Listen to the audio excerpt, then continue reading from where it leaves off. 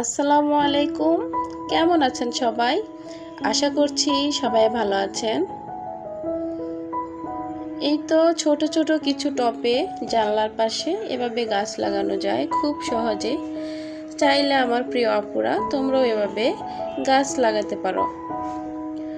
তো আমার কাছে ভালো লাগে সকালবেলা যখন ফুলগুলো এরকম ফুটে থাকে, আমার কাছে দেখতে ভালোই লাগে। সে কারণে আমি এরকম ছোট ছোট কিছু পাত্রে গাছগুলো এভাবে লাগিয়ে থাকি। দেখুন তো কত সুন্দর।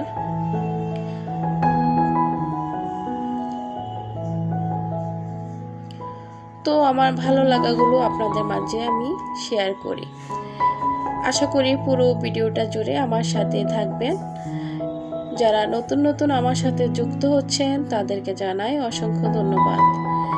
প্রিয় আফুরা, ভালোবাসা দিলে ভালোবাসা পাওয়া যায়, কথাটা কিন্তু সত্যি। তো আমি অনেককে বন্ধু করেছি, তারা আমাকে ব্যাগ দেয় নাই। তো আশা করব যে সকল আফুরা তোমরা আমার থেকে ভালোবাসা পাওয়ার আশা করো, আমিও তো তেমন তোমাদের কাছ থেকে ভালোবাসা পাওয়ার আশা করি।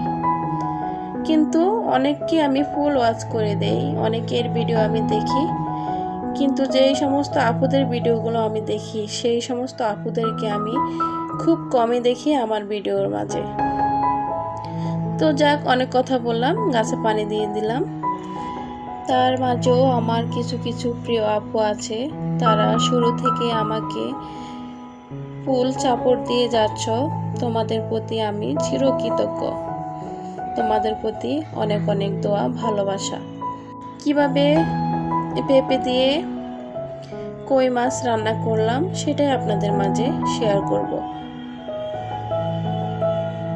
এই তো আমি মাছটা একটু ভেজে নিচ্ছি, হলুদের গুঁড়ো লবণ দিয়েছি। মাছটা আমি ভেজে নিব।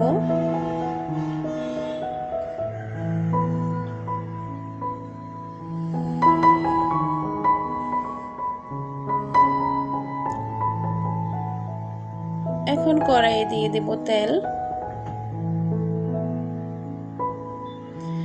আমি আগে থেকে এখানে দিয়ে দিলাম মেথি। এখানে আগে থেকে পেঁয়াজ, গোলমরিচ, জিরা, দুটা তিনটা কাঁচামরিচ একসাথে ব্লেন্ড করে নিয়েছি।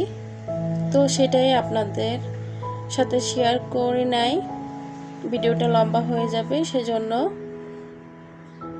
সাথে কিন্তু রসুনও দেওয়া ছিল। তো দিয়ে দিচ্ছি মরিচের গুঁড়ো, হলুদের গুঁড়ো, পরিমাণ মতো লবণ। ভালো করে মশলাটা কষিয়ে নেব। দিয়ে দিচ্ছি কেটে রাখা পেঁপেটা মশলার সাথে ভালোভাবে কষিয়ে নেব। রেগুলার রান্না হিসেবে আমরা এই রান্নাটা করতে পারি।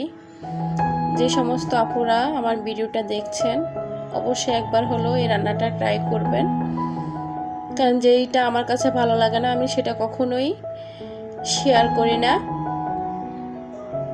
তো মাছগুলো দিয়ে দিলাম।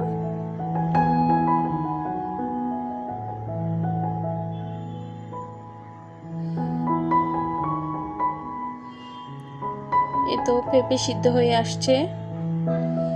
এখন কিছু ধনিয়া পাতা দিয়ে দিলাম। ধনিয়া পাতা দিলে গ্রানটা অনেক সুন্দর আসে। এই তো রান্নাটা আমার প্রায় শেষ। আজ এই পর্যন্তই। সবাই ভালো থাকুন।